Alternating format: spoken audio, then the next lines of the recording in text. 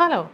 As we have discussed till now, the administration is performing today the legislative, judicial as well as administrative functions. The judicial functions today are not the exclusive jurisdiction of ordinary courts.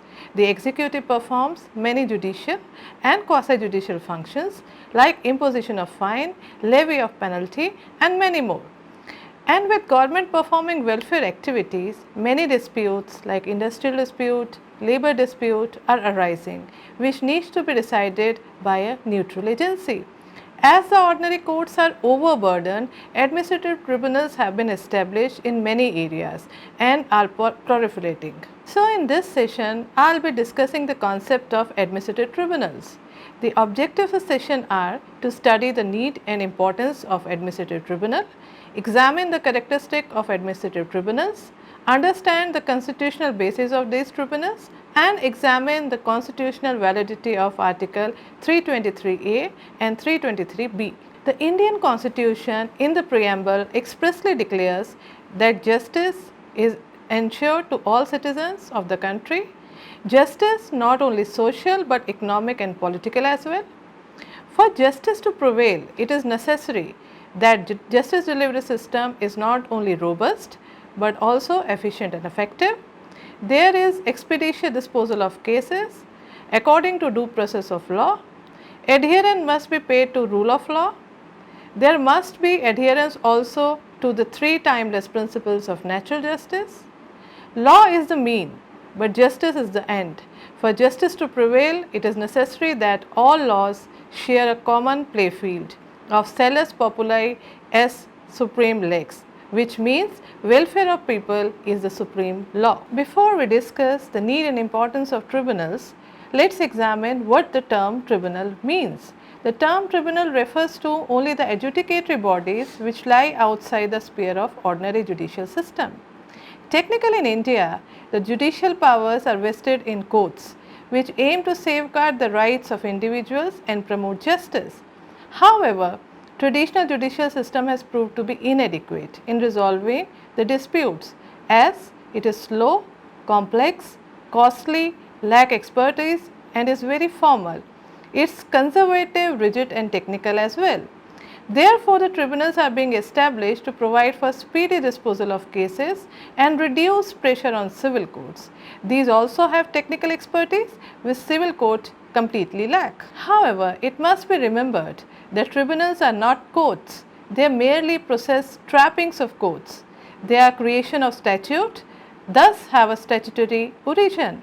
An administrative tribunal performs the quasi-judicial and judicial functions and is bound to act judicially in all circumstances. They have the power to try cases in special matters statutorily confirmed. They are not adhere to strict rules of evidence and procedure. They are bound to abide by the principles of natural justice. They are not bound by CPC, CRPC, Evidence Act or any other procedural code. Administrative tribunals are independent and not subject to any administrative interference in discharge of their duties. A fair, open and impartial act is indispensable requisite of an administrative tribunal. The writs of certiorari and prohibition are available against the decisions of these tribunals as well. Let us examine the constitutional basis of these tribunals. The constitutional basis is provided in Article 323A and 323B. These articles were added to the Constitution by Constitution 42nd Amendment Act in 1976. These articles empower Parliament and appropriate legislatures respectively to provide for adjudication or trial of disputes by tribunals of the type of matter which are specifically mentioned in the statute itself. Thus, Article 323 provides for establishment of tribunals for adjudicating disputes relating to service matter of government servants, whereas under Article 323B, the Parliament and the state legislature are authorized to provide for establishment of tribunals for adjudication of dispute relating to taxation, foreign exchange, import and export, industrial and labor matters, land reforms, ceiling on urban property, election to Parliament and state legislatures, foodstuff, rent and tenancy rights. These are also authorized to try certain categories of criminal offences and thus impose penal sanction.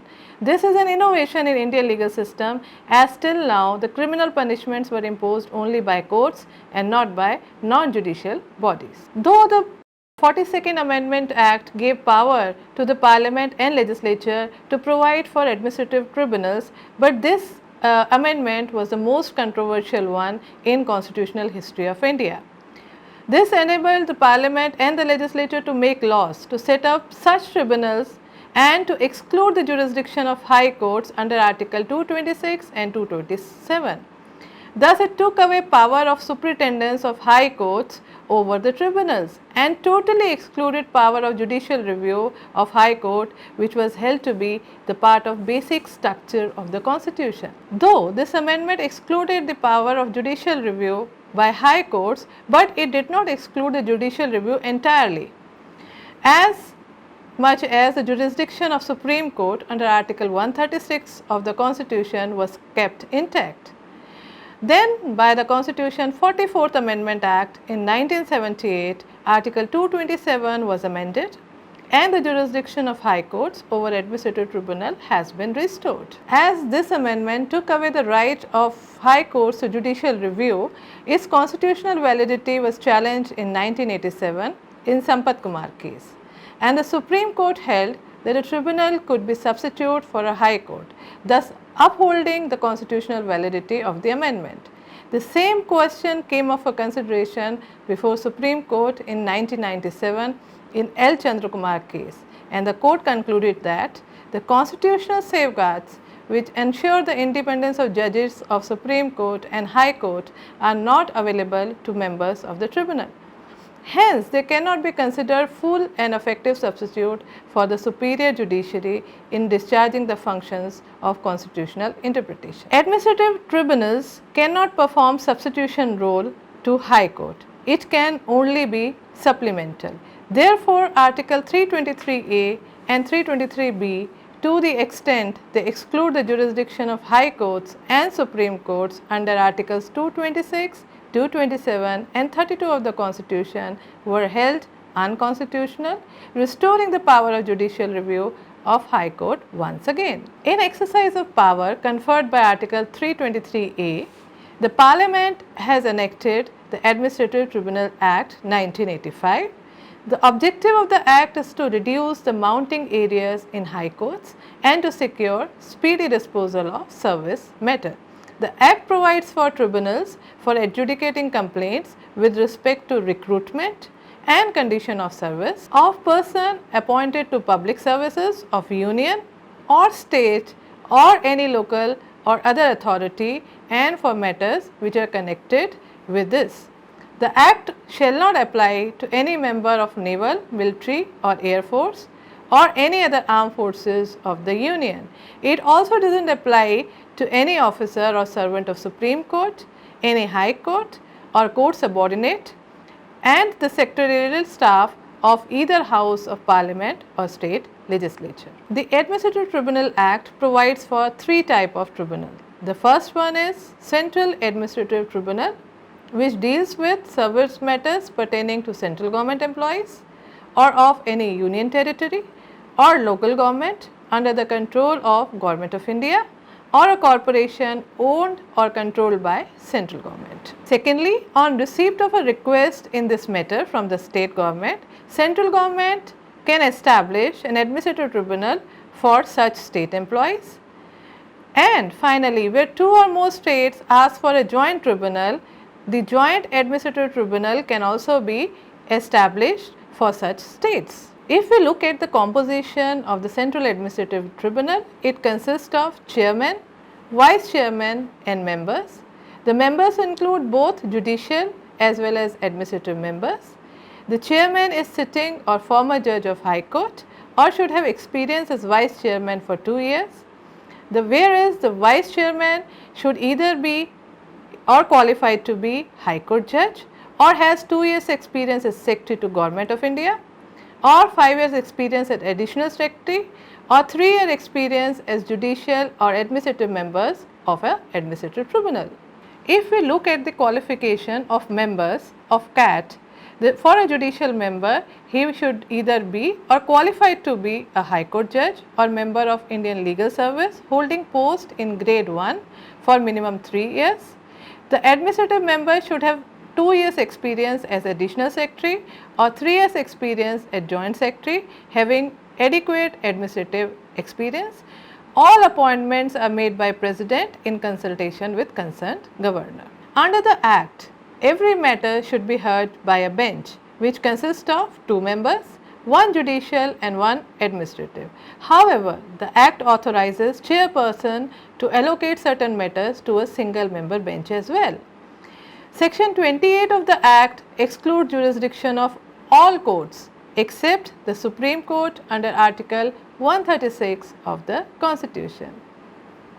After Chandra Kumar case, it has been held that writ petition can be filed before a division bench of the concerned High Court, as the power of judicial review has been held once again to be the basic feature of the Constitution. This was thus the brief of Administrative Tribunal for service matter under the Administrative Tribunal Act. Besides these tribunals for service matter, there are a number of other tribunals and commissions which have been established under various acts, like Industrial Tribunal and Labour Courts under various industrial law, Railway Rates Tribunal established under Indian Railway Act, Workmen's Compensation Commission under Workmen Compensation Act, Consumer Forum and Commissions under Consumer Protection Act, and many more. Thus, it can be concluded that administrative tribunals are now ingrained in our judicial system and seen as a means to achieve the end of justice and expeditious disposal of cases as well. With this brief discussion, I end my session on administrative tribunals and leave you with few questions which you will find easy. And with this, I thank you all for watching this video.